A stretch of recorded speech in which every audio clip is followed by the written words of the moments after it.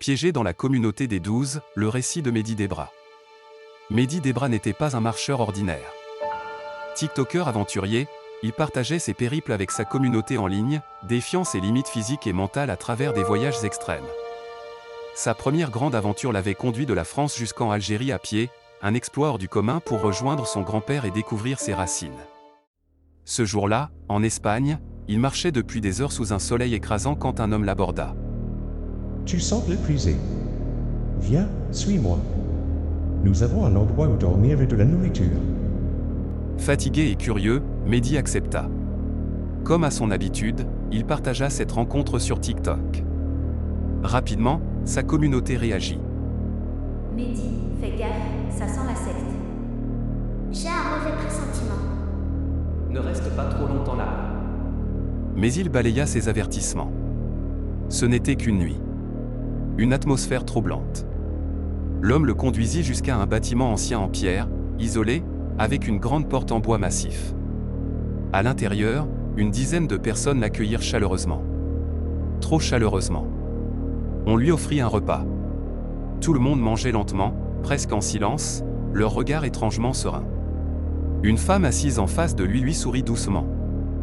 Ici, tu trouveras enfin ce que tu cherches. Il n'avait pourtant rien cherché. Un frisson parcourut son dos. Pourquoi avait-il l'air si sûr qu'il allait rester? Le rituel. Après le repas, on lui proposa d'assister à un rassemblement. Mehdi, intrigué, accepta. Tous se tenaient en cercle, leurs voix murmurant des paroles incompréhensibles. L'ambiance était hypnotique. Les flammes des bougies projetaient des ombres mouvantes sur les murs. Soudain, une sensation étrange envahit Mehdi. Une chaleur apaisante, un sentiment de bien-être profond. Il se sentait léger, détaché. Comme si tout ce qu'il avait connu avant n'existait plus. Les voix s'intensifièrent, puis tout redevint silencieux. Une femme s'approcha lentement de lui, posa une main sur son épaule et, avec un sourire doux, prononça « Tu es enfin parmi nous, Mehdi. » Son sang se glaça. Comment connaissait-elle son nom? Il n'avait dit son prénom à personne. Son cœur s'accéléra. Quelque chose n'allait pas. L'instinct de fuite. Un malaise profond s'empara de lui. Il devait partir. Il se leva, cherchant discrètement la sortie. Mais devant la grande porte en bois, un homme imposant bloquait le passage. « Tu n'es pas encore prêt à partir. » Son regard était vide, impassible. Une pression invisible s'abattit sur Mehdi, comme une force qui tentait de l'écraser. Un frisson glacé parcourut son dos. Il devait fuir, maintenant. D'un coup sec, il agrippa la poignée et ouvrit brutalement la porte. L'air froid de la nuit le frappa en plein visage. Il s'élança dehors, sans se retourner. L'appel du retour. Alors qu'il marchait, un sentiment étrange le submergea. L'envie de revenir. Une voix murmurait dans son esprit. Pourquoi pars-tu? Ici, tu étais bien.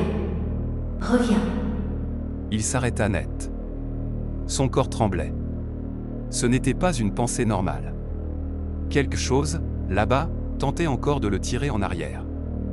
Mais Mehdi secoua la tête, inspira profondément et chassa cette sensation avec force. Puis il continua à marcher, sans jamais se retourner.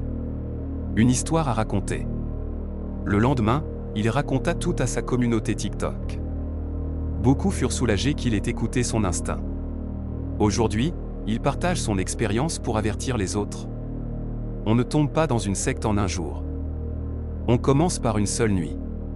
Et parfois, c'est suffisant pour ne plus jamais repartir.